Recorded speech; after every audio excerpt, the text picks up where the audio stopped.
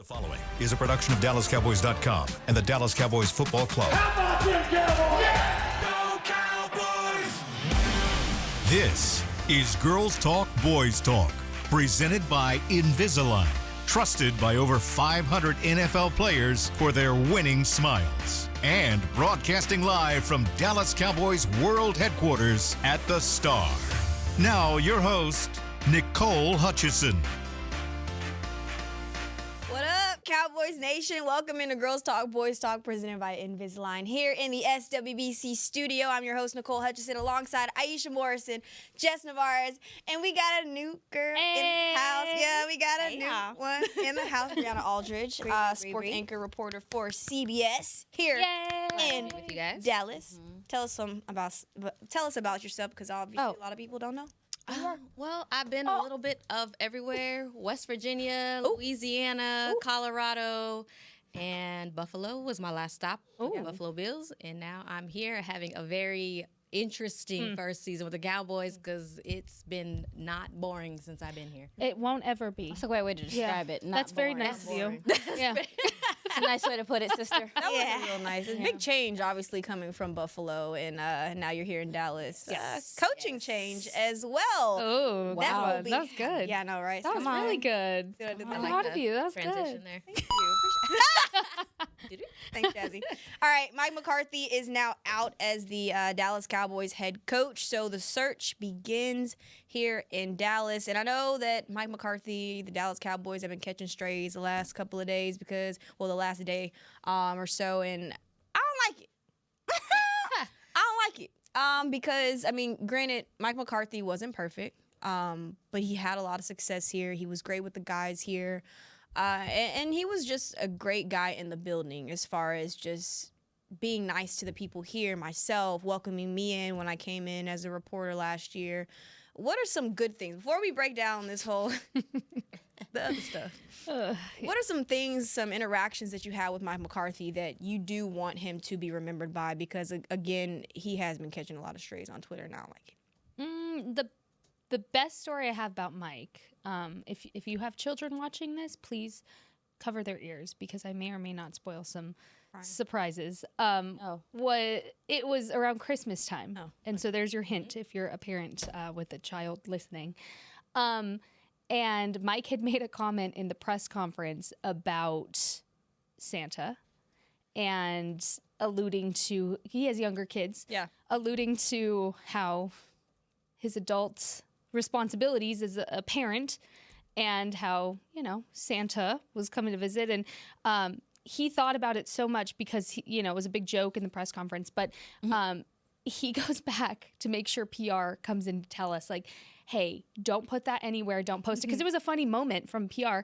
They were like, Mike doesn't want that anywhere because he doesn't want his kids to know the secret that he is, Yeah. I just don't want kids to be watching and me ruin this for anybody. But to me, it was always family, football, and to me that instilled in even what he put in the players was take care of yourself, take care of your family. Football's here, but he was a very big family guy. I also remember during the Eras Tour week, I had asked if his daughters were going. I'm screaming. I was like, you need friendship bracelets, Mike? You good? But overall, I really do wish him well because the interactions I've had with him were always really positive, even during tough questions after tough losses. And he never made me feel dumb for asking a question. And I think as a woman in this business, that's something you run across a lot, unfortunately, from people everywhere. And Mike never once made me feel stupid for asking any kind of question, whether it was a basic football question or something I kind of noticed. He was very poised in answering any question. So I appreciate that from him. That's very valid. Kind of piggyback off that, the biggest thing I think is just respect in the media room. I've been in multiple media rooms, and you don't always get that, male or female. You know? When you lose 5 games in a row and you go downhill like that, it's easy to kind of shut down and walk off the podium. He never did that. He kind of took some shots too. I remember even big ones. That controversial locker room with Micah Parsons, right?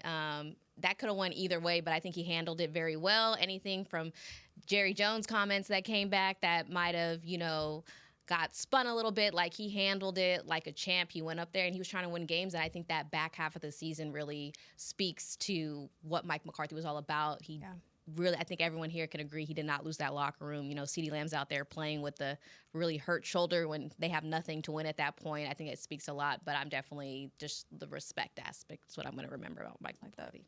Yeah, kind of similar to you ladies, kind of staying in that same realm. I think for me personally, my best experiences with him, as someone that is still very much so learning this game in depth and stuff and trying to sharpen my film study and master my craft, his willingness to teach me offline in moments and even in press conferences, if I mentioned a question, he wanted to talk football.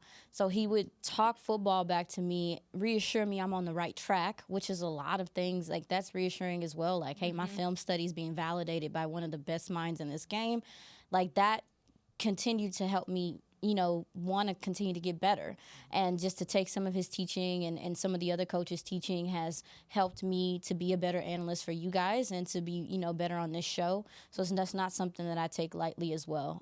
So, yeah, that mentorship, little bit of mentorship I've gotten from him is something I really value in my career. Yeah, I like to piggyback off of that as well. But I'll never forget the time that I was grabbing coffee. This was like week 3, I think. Yeah, it was early in the season this year. Because, again, remember, I started, October? 2nd October last year? October? Doesn't matter. Yeah. It's all the same. All right. Back in the day. And so I was grabbing coffee, and he comes behind me. He's like, hey, Nicole, right? And I was like, wow. Head coach knows my name, man. I'm moving up in the world. No, but I never really talked, about myself, obviously, to head coach Mike McCarthy. He has so many things on his mind, on his plate, but he was just asking me, like, oh, where are you from? Like, I haven't, just talked to you one-on-one, like, how's your parents, da-da-da, just being so nice, right? And then one thing he had told me was, like, I know that a lot of people may not notice your work, but your work, it doesn't go unnoticed. You're doing a good job here. And so I was like, wow. Like, I'm the head coach. Love it here. Yes. But no, he's been great since I got here last year. So wishing nothing but the best for Mike McCarthy. But now it is time to talk some ball and coaching options. But let's start with this. Were y'all shocked at all about Mike McCarthy and the news that you guys heard yesterday that he would not be returning back here as the Cowboys head coach? No. The only part I was shocked about was the timing. They wasn't even doing no talking. It wasn't no negotiations. Yeah. That's the part that sent me. I thought he was going to stay. Given just kind of the energy and just how things felt, I thought that maybe that he wouldn't be here. But the biggest thing, the only part that surprised me, like him leaving didn't surprise me, it was they didn't even talk about no numbers. I said, oh, baby, it was. Yeah. Y'all didn't even do mediation, even divorce people do mediation. Listen. Not the mediation. I'm just saying. I was like, bye. All right, That's wild. I think, honestly, I'm going to flip it a little bit. I think, Jerry Jones was surprised. That's what I think. I think this is the Dallas Cowboys. Everybody wants to be here. I've been praising Mike McCarthy up and down, even though he, at the end of the day, the numbers aren't there. This is not the Dallas Cowboys. Expectations were not met. But they were friendly the entire time. Anytime you see them in the building, they're laughing, I'm going to just sneak this over. And McCarthy and his agent, who's very well known in this business, that's not good enough. And that's why I feel like we're talking about what we're talking about today. Yeah, I'm going to say I wasn't surprised. And after the news hit, I kind of went back, and I was telling Aisha this earlier. I was kind of looking at press conferences from Mike and kind of comparing them to even last year. Something felt different from his side. And I'm not saying he was checked out or whatever. Like, it just felt very different. And I think there was maybe a straw that broke the camel's back for Mike, and the decision was made. But I wasn't surprised. And putting it in human terms of our day-to-day in work, if you're Mike McCarthy, kind of having to deal with the stuff that he deals with and the span to which he deals with it, being the Cowboys head coach, that's going to get old real quick, and he's handled it with grace, and I think enough could only be enough so much, and you get where you get, and Yeah, I wasn't surprised. Yeah, I'm a teeter on both lines. Yeah, because show teeter. Yeah, I was only surprised just because of how long it took for them to finally come to a conclusion that this was not something that either parties wanted to be a part of. I think that, but then again, you have to look at like all the contracts and the delays and the long time that it takes for these guys to finally make decisions. So it's like, am I surprised? Not really. But I was also not surprised just because I mentioned this to Bree yesterday, is that this organization, the front office, wants to get back to the success that they've had in the 90s. Like the 5 Super Bowls that they've won here, they want to get back to that success. And whether it's with Mike McCarthy or not, they want to figure it out immediately. And unfortunately, it's not Mike McCarthy. But there's some other options out there that they're obviously teetering around. Maybe possibly Kellen Moore. That name has been thrown around. I know you're looking at me like, I don't like that. I wanted to say, do Don't. they though? Don't do this. Do they though? Don't. It's a familiar face. Do they? I'm not talking about the Kellen Moore thing. I'm talking about. I am. I'm talking about the sister. I'm talking about they want to get back to winning in the 90s. Also that, yeah. Do that. Now I feel like I'm sorry. Hey. I feel like I'm being gaslit. Sorry. I'm a little triggered. The door. The door. All right, y'all just got I put my flashlight on. You can't even see. No, I mean, I would hope so. Well, actions and words, babes. I mean, that's fair. Actions What and words. are the expectations? Well, the expectations is to get past the first round in the playoffs. But baby, if you gonna go good on good, you need more good. So you got to be aggressive in free agency. You have to get they put enough stress on the draft. I mean, you got to be able to do the things that obviously other teams do to get you over the hump. Right. Like it might work regular season, but when you get to the playoffs, you going against the best. Right. Yeah. So it's like, do you really? Because you didn't set this coaching staff up for success this year. We understand that there's plenty of injuries, but let's what's up? What's the vision? Have been more depth to combat most of those injuries, and there wasn't. Yeah. So I mean, what you really want to do? Right.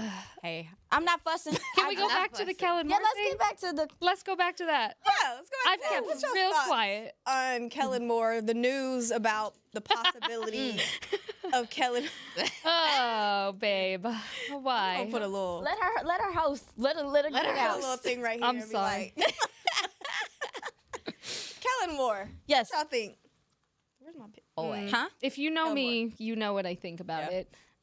If you don't know me, here's what I'm going to say, is when Kellen was here as OC, I had a lot of conversations with guys that are either currently or no longer in that locker room. And when his time was coming to a close, I'm not going to be like, they celebrated, they were happy about it. They were ready to move on from the Kellen Moore OC chapter, is how I will put it.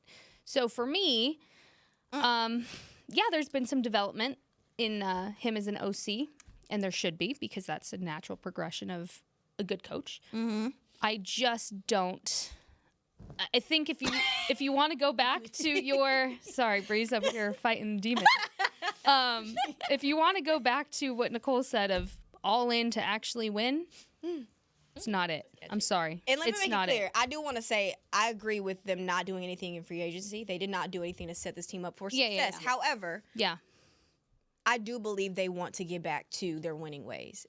Again, that starts with actions and words, though. Actions and words. That's the best way to put it. Yeah. Let me just make sure I know. No, disclaimer. I'm just saying you're telling me that a guy who's only been an offensive coordinator, a backup quarterback in this league, can come in as a first-year head coach and win over the 30-year hump or curse, whatever you want to call it here.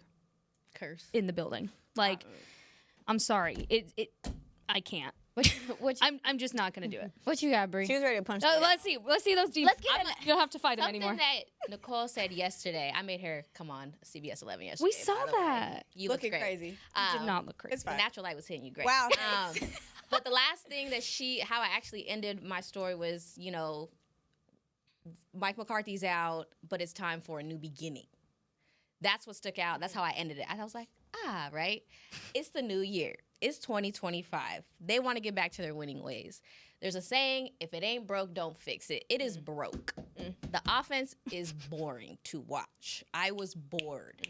And I was jealous Talk, watching sister. other teams going viral for Talk, plays. sister. And I was just like, man, I wish we did that. I wish, and then I just... Creativity, maybe? There they go, running the same route. You know what I mean? Like, it was boring. I personally wasn't against Mike McCarthy at all coming back. I wanted Mike McCarthy to be open to letting somebody else come in here, be creative. And then you get to stay in Dallas. You get to look creative. And as the head coach, just like when things go wrong and you take the fault, you're the hero now. Yeah. And that's what other teams are okay doing. And that is not what happened here.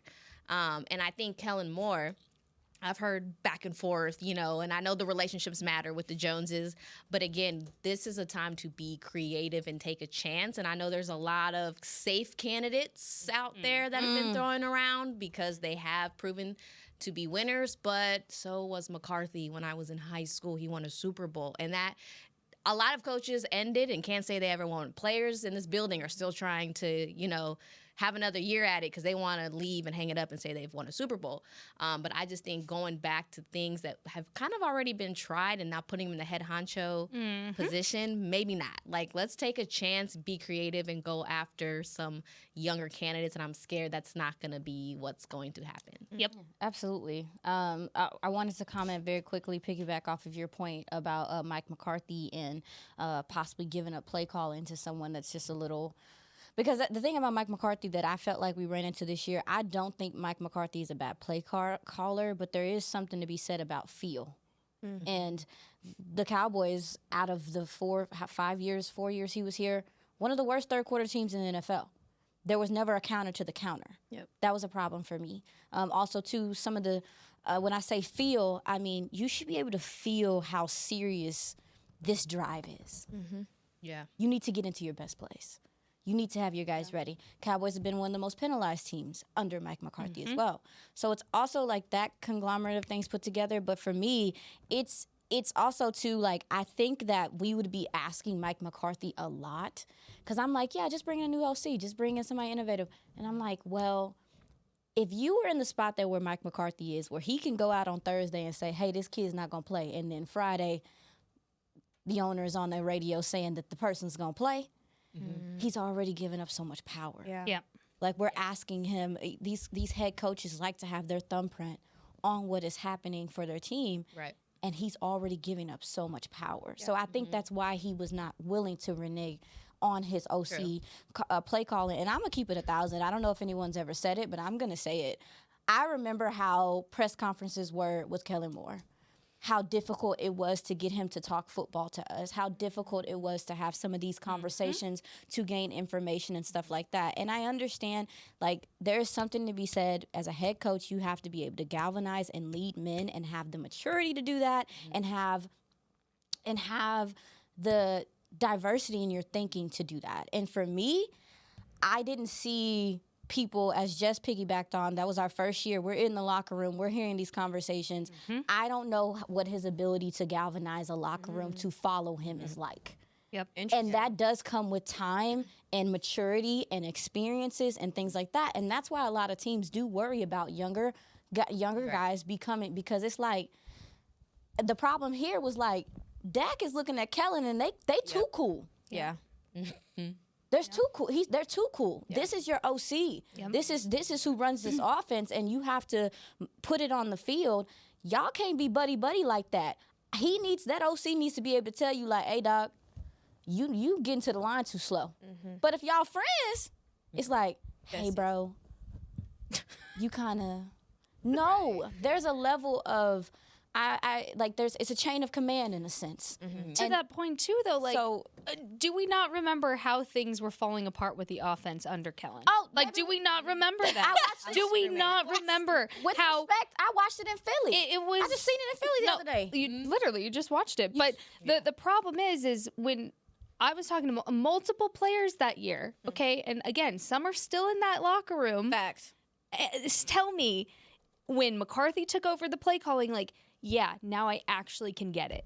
Like, I'm sorry, it was too overwhelming for these players, veteran and rookie players back then, okay? And there was no, I don't want to say open door policy from what I heard, but there was little to no room for suggestions on how to make it better based on the skill sets these players knew they could bring. So for me, as a head coach, you need to also have an open door policy to a point of, hey man, you need to be able to take feedback and apply it in how you think is going to make this team better. And I just don't know if Kellen can be that guy. Like I don't know. I don't think he's getting any votes. I'm a hard pass. I'm a hard pass. Raise your hand if you think. I ain't in the mood to I'm just here to ask the questions. I'm not trying to see I'm three hiding my comeback hands as routes. far under this table as Screaming. I'm not trying to see 3 comeback routes no. on a 3rd and 12. No more. I'm sick And of do it. you remember all the drop passes that season? Because nobody was running the routes because they were all confused of where to go. Like, What? do we not remember? Gal, how And I are you think so quick to forget this? Like, that I'm was not gonna be trauma. I'm crossing him off the list. No, Yeah. Here, you can Please. borrow my pen. And I'm not going to be mean. I have looked within Kellen's offenses. I looked within his offense last year with the Chargers. I've looked within his offense this year with Philly. He has made improvements as a play caller. He has matured in some areas. Well, he's had Saquon. That's what I was gonna say. The That credit. saved him. Well, that's half of that's half the credit. and that's half of what's going on in Philly right Yeah. now. But let's not forget that they've been boxing in that locker room about touches. People on the sideline reading books during games. The book was crazy. That was And we love it. We love an intellectual man. Absolutely. However, that during to the me, game. Yeah. It's crazy. keep that energy over there. Yeah. Somebody I'm has fine to, with yeah. it. That's valid. I'm more open to some of the other candidates. Like, man, the Cowboys love spinning the block so bad. We don't They need that. do. They love. Sometimes They love an ex-girlfriend. Leave Oh, me. you On that note, said this we're going to take before. our first break here on Girls Talk Boys Talk, presented by Invisalign. We'll be right back.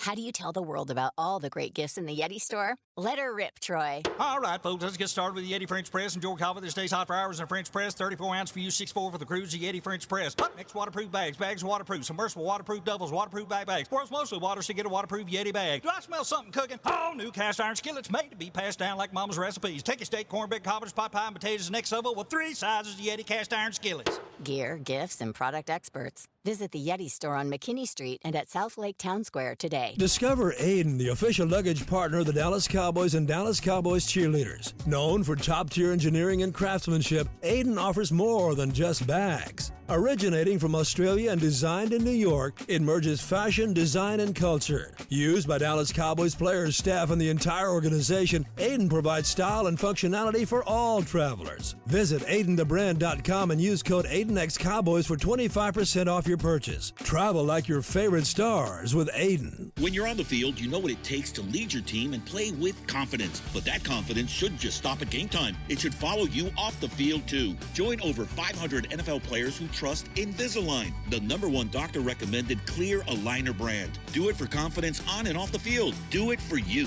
Ready to take the first step towards a smile you'll love? Don't wait. Visit Invisalign.com/NFL and find a doctor near you today. Transform your smile and take your confidence to the next level, both on the field and off. Cowboys fans, when it comes to navigating the ever-changing world of tax, your business needs a partner it can trust to tackle even your biggest tax challenges. Ryan is the largest firm in the world dedicated exclusively to business taxes. Our team of tax professionals has local expertise in all areas of tax and can help you uncover savings opportunities you didn't know you had. Learn more about how Ryan can improve your overall corporate tax performance by visiting Ryan.com. Ryan, the official tax partner of the Dallas Cowboys.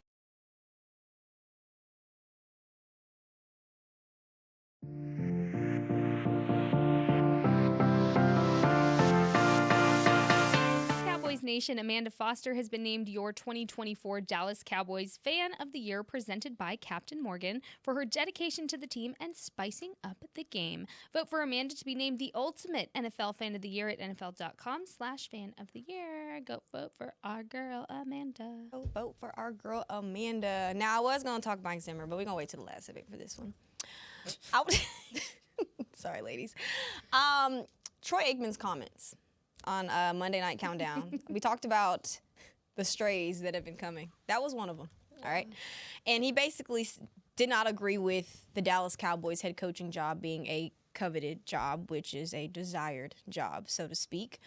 And he basically said also that it suggests that the Cowboys have no real plan as of right now. If y'all are the front office, I want to get y'all's thoughts on how y'all would attack this situation. If I'm the front office? If y'all are the front office. But they too late. They. What is there to attack? Like, it's No, give me genuinely, if I'm the front office and I say I operate as the front office does, it's on to the next news cycle the next day. Like, it's in one ear, out the other. Like, yes, you respect what Troy Aikman has to say. If you're the front office, I'm not saying Jess Navarre's. I'm not. Jess Navarre's opinion is very different. But truly, we know that news, good or bad, keeps your name in the news cycle and just adds to that. So, personally, I think Troy's comments are valid if you're a human with a job.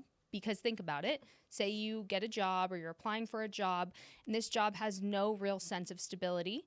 Do you want that job? Do you want to go to that job? No matter how glamorous this job seems, you know, you have so many great aspects about this job. But as a human with a family, with whatever moving parts you have in your life, there's no real sense of stability here.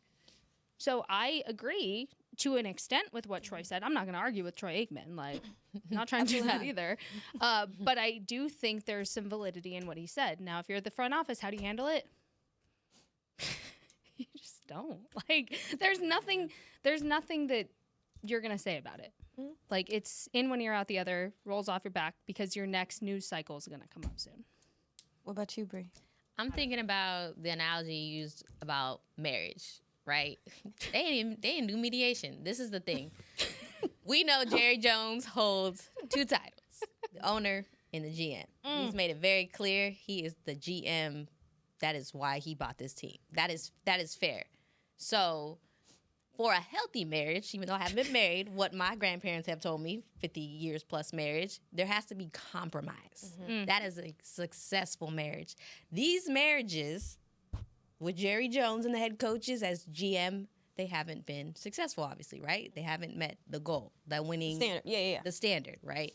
So I feel like, to Troy Aikman's, he's correct to an extent because you're a head coach and you're going to have to compromise. You know that, taking the job.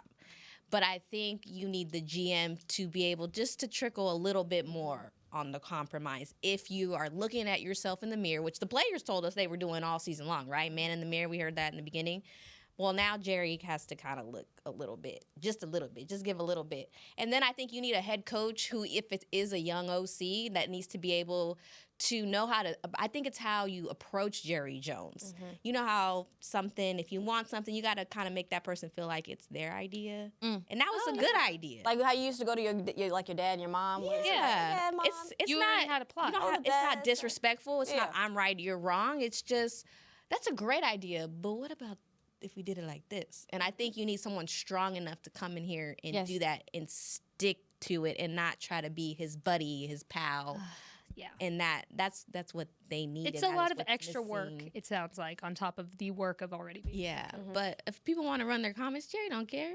That's what don't care, I'm like you saying. said. Okay, cool. Yeah, y'all. I'm sick of you. Listen.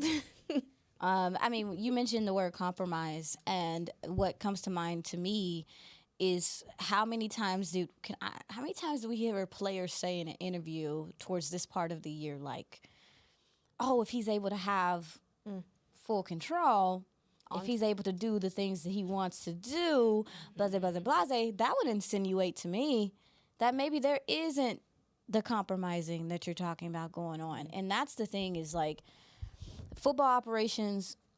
the football operations part of things feels like at this point it is getting overshadowed by a lot of the other things that go on with the team. And you cannot not prioritize the team building. Right.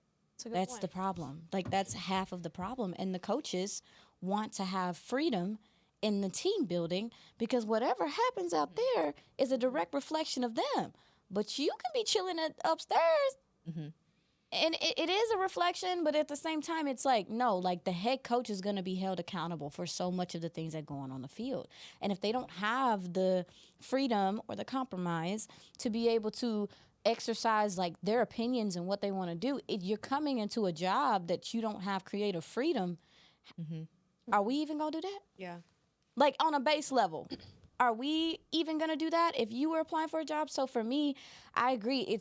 There has to be, like you said, he has to look himself in the mirror. It's probably a big mirror. It might be one on the ceiling. I'm sick. Look himself in the mirror and ask himself, you mentioned earlier, that's why I said, do they really? Do you really want to win? Because that might mean taking some risk in different ways too. It might mean taking some more risk in free agency. It might mean taking a risk on a young OC that hasn't maybe made it as a head coach, but that's what a lot of these teams that have been successful have done. They see that they have creative minds, and they're like, you know what, we're going to put you in this spot and see if you can handle it, and it's worked out for several teams. So for me, they're going to have to get a little bit more innovative in how they team build, but they're also going to have to steal, for the love of God, please steal some of these other teams' ideas. If you see them doing something right, Copy it. Please. Right. Yeah. Like if you see them doing something right, do it. But on a football level, the way that football is played right now, you're not keeping up with it. Yeah. The way that I would rejoice seeing a freaking deep crosser, and that's something that teams do every play, for the love of God. I think that what y'all are saying about the compromising, they also have to remember that it's the benefit of these players too. Please. Because Brandon Cooks not having a 1,000-yard season like he's had with other teams, unacceptable. Rico Dowdle finally getting that 1,000-yard rushing, but it took till week 8, week 9, till he was finally running back one. There needs to be a little bit of compromising for the betterment of everyone, because everybody benefits from that compromising. But now, when you look at Mike McCarthy not here, who does that benefit? Who does that not benefit on this team? The compromising goes hand in hand. Look, right now, not having a head coach doesn't benefit anybody. Like, there's no benefits to not having a head coach. They feel behind. They fell behind. Had they done this a week ago, it could be a different conversation of they were ahead of the game. Now they're not. And so you're talking, if you truly want to pick somebody off of a playoff winning team currently in the state of the NFL, you're going to have to wait a few weeks to do that. And then again, what are you doing in the meantime? Still interviewing people that you kind of have to at this point? Like, if you want a good coach that's coming out of a good program that is successful, you have to wait a while. And for me, there's no benefit to that right now, because the draft is right around the corner and you need a head coach in here to help delegate what kind of players he needs to put his system into place. Like, there's no benefit to not having anybody in here right now. There's just not. And until they do that, we can't really talk about what the benefits are, because we don't know what that'll look like. The timing thing is huge, because to me, I only want to talk to the coaches who are still playing and that are in contention for Super Bowl. And those coaches you cannot talk to right now. Exactly. Besides, we exiting out Kellen Moore in that situation. She literally marked. I had to cross it off because I was like, that was who I thought Jared was picking. By the way, that's not my vote. But we're playing Survivor. Next check. Sick. But I think that's the hard part. When they were losing all those games in a row the way that they were losing, finishing 2-7 at home, and you have someone asking you after the game in mid-season, is McCarthy still the guy? And that was the question for multiple games. In my mind, you know what kind of contract you're offering. Even if he does, you're hoping that, like he did, they kind of stood on business the back end of the season a little bit too late. But I feel like at that point, when you saw you were not going to the playoffs, you're not giving him that fat contract. You're not. It's not going to be probably not past 3 years, right? 2 is, in my mind, is what's probably was too low. And there's speculation on that. But bottom line is, if I'm in the front office and my season is a fail and we're in season 5, maybe I can hang my hat on the injuries. Okay, and I can give him something else. But I know it's not going to be lengthy. So I'm going to have that discussion with you prior to it, man to man. Like, this is what I'm a fan of you. I like the foundation. This is not the success. I got fans turning on me right now.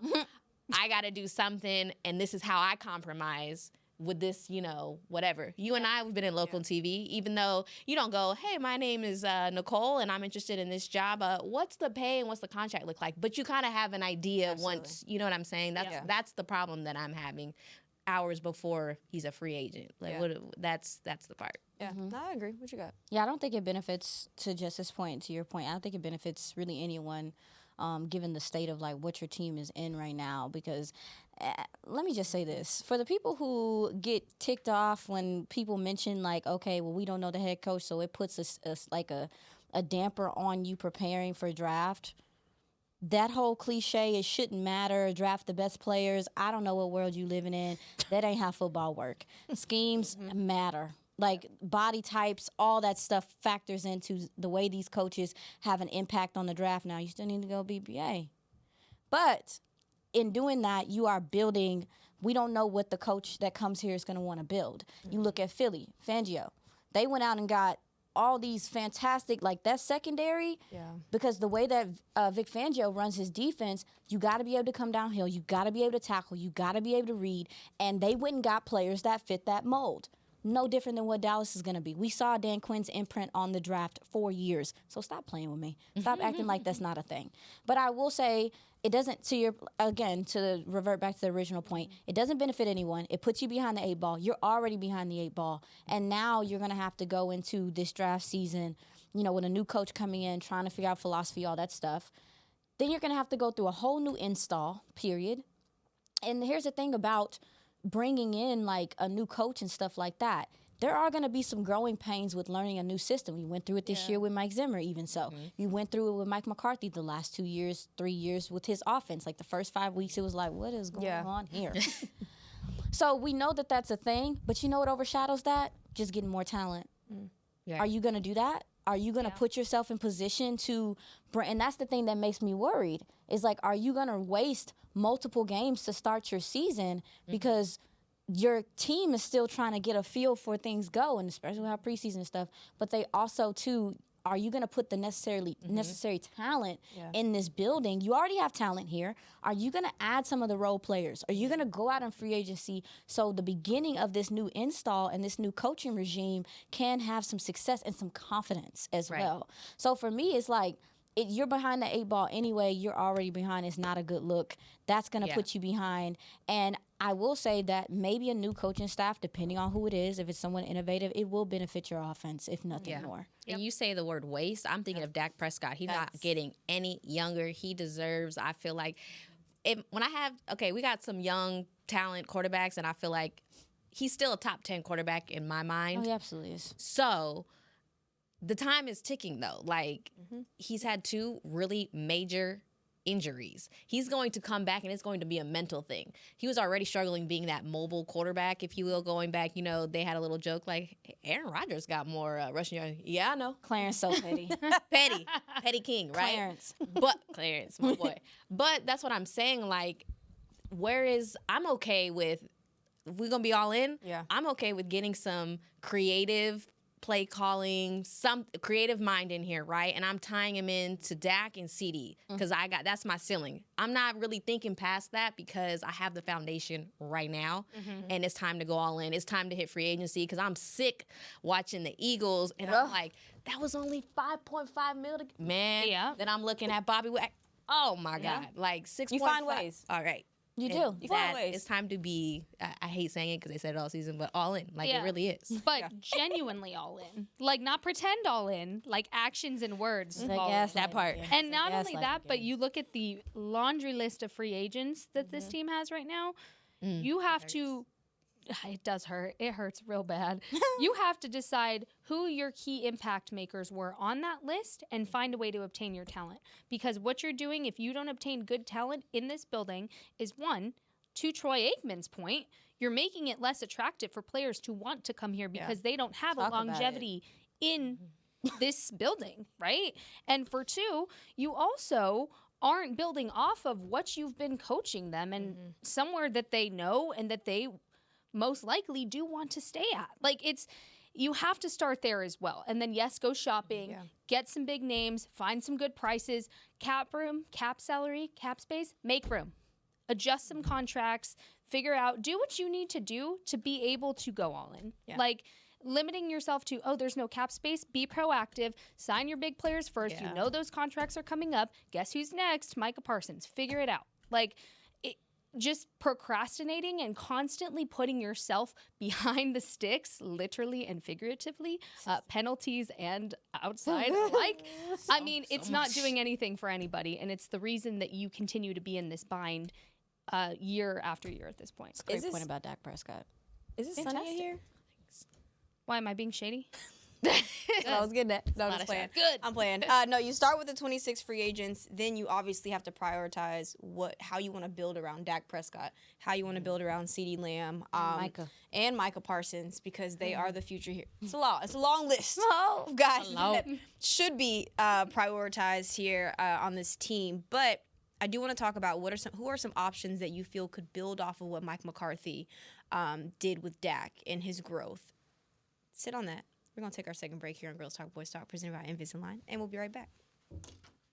Discover Aiden, the official luggage partner of the Dallas Cowboys and Dallas Cowboys cheerleaders. Known for top-tier engineering and craftsmanship, Aiden offers more than just bags. Originating from Australia and designed in New York, it merges fashion, design, and culture. Used by Dallas Cowboys players, staff, and the entire organization, Aiden provides style and functionality for all travelers. Visit AidenTheBrand.com and use code AidenXCowboys for 25% off your purchase. Travel like your favorite stars with Aiden. When you're on the field, you know what it takes to lead your team and play with confidence. But that confidence shouldn't just stop at game time. It should follow you off the field, too. Join over 500 NFL players who trust Invisalign, the #1 doctor-recommended clear aligner brand. Do it for confidence on and off the field. Do it for you. Ready to take the first step towards a smile you'll love? Don't wait. Visit Invisalign.com/NFL and find a doctor near you today. Transform your smile and take your confidence to the next level, both on the field and off. How do you tell the world about all the great gifts in the Yeti store? Let her rip, Troy. All right, folks, let's get started with the Yeti French Press. Enjoy coffee that stays hot for hours in a French press. 34 ounce for you, 6'4" for the crews. The Yeti French Press. Next, waterproof bags. Bags waterproof. Submersible waterproof doubles. Waterproof bags. World's mostly water, so get a waterproof Yeti bag. Do I smell something cooking? Oh, new cast iron skillets made to be passed down like Mama's recipes. Take a steak, cornbread, cobbler's pot pie, and potatoes next level with 3 sizes of Yeti cast iron skillets. Gear, gifts, and product experts. Visit the Yeti store on McKinney Street and at South Lake Town Square today. Cowboys fans, when it comes to navigating the ever-changing world of tax, your business needs a partner it can trust to tackle even your biggest tax challenges. Ryan is the largest firm in the world dedicated exclusively to business taxes. Our team of tax professionals has local expertise in all areas of tax and can help you uncover savings opportunities you didn't know you had. Learn more about how Ryan can improve your overall corporate tax performance by visiting Ryan.com. Ryan, the official tax partner of the Dallas Cowboys.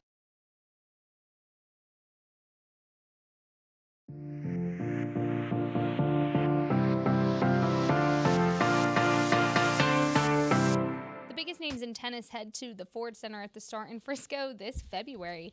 Witness top-ranked Casper Ruud and former Dallas Open champion American Tommy Paul dazzle the court as the Dallas Open moves to a new home.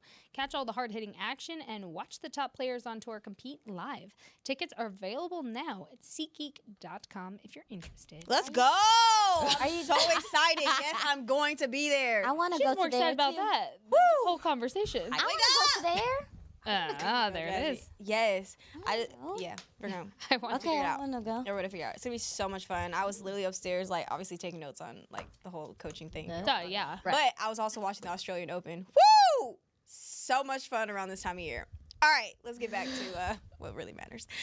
And we were just talking about how Mike McCarthy, and he played a huge role in the development in Dak. Some people believe it was Kellen Moore. You talk about 2021 and Dak Prescott throwing 37 touchdown passes. But let's talk about Mike McCarthy and obviously just installing that confidence in Dak to start being a little bit more mobile, more of an all-around quarterback. I think that Mike McCarthy definitely deserves the credit. But when you look at now, no more Mike McCarthy, who can come in here and build off of what he did with Dak?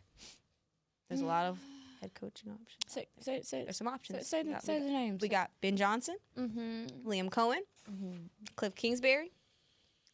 Oh, goodness gracious, today is today. Kingsbury, Joe Brady, We're not going to talk Kellen Moore because we already talked Kellen Moore. So we're just going to go with those options. No more. We're going to quit Pete saying Carroll. that name. We got Pete Carroll as well. Yeah. It's quite some options out. I wrote 2 lists. Okay, let's see what you got. Go ahead. But I put what I think Jerry wants. Exactly. First. Right. No, I want to know what you want. Yeah, say you're the front office. So I'm anything with the Lions that's attached to it, they had absolutely nothing. I want it. Yes. Mm-hmm. I want to, personally, though, for this team and seeing the defense save the offense so many times and the offense could not, even when Dak was here, that what makes me want that offensive-minded OC coming into this building. As much as I'm a fan of Aaron Glenn. That's the only thing, right? But everything else, I think it matches. But I just feel like this team needs that offensive-minded creativeness. I'm a little biased because I saw Joe Brady when he was in LSU. I covered LSU during that run. It was fantastic to see. And then to see him have that opportunity in Buffalo where Alpha was at, when I tell you guys, Buffalo was in a similar situation, had all this talent. You know, that was a time where we had Diggs and we weren't doing anything with it. And let go of our OC midseason and took one game. I remember. It was a whole different offense. Yeah. Because we started to utilize our running backs. Yes. So yes. That's why I'm That's crazy. And just what they're doing now, like the biggest talk going into that season was Diggs is out. The biggest star power is Curtis Samuel, and like there was nothing, right? We got it was just it's still insane to see like this team we're looking at a Lions, possibly Bills Super Bowl. Who would have thought when you get a little creative? So I'll take anybody from either one of that staff, to be honest. Yeah. I mean, retweet. Truly, I think for a while now, when the whole coaching conversation would come up in waves throughout the season, Ben Johnson was a name that obviously came up because look what he has done. And in the best complimented way possible.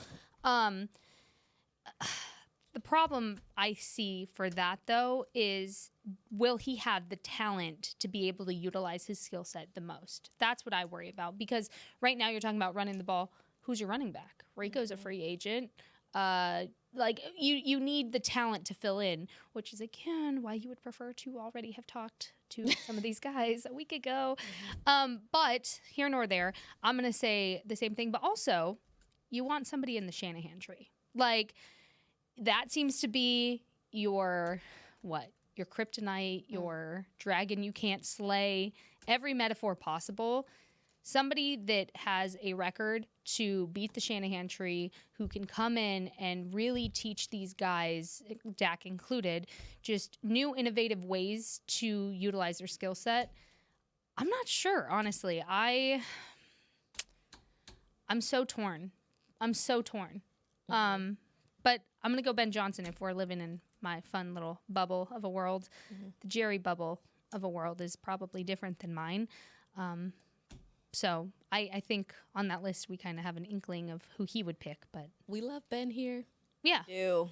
Yeah. We got 30 seconds. We got a hard out at 150. I was told that. Go. Okay. Yeah. So for me, I'm of the same ilk. I think that Ben Johnson or Aaron Glenn would be fantastic for these young men in the locker room. But I also think Liam Cohen and what he's done with Tampa Bay's offense. I remember looking at their film and looking at how they run the ball, how creative they are in their way they run the ball.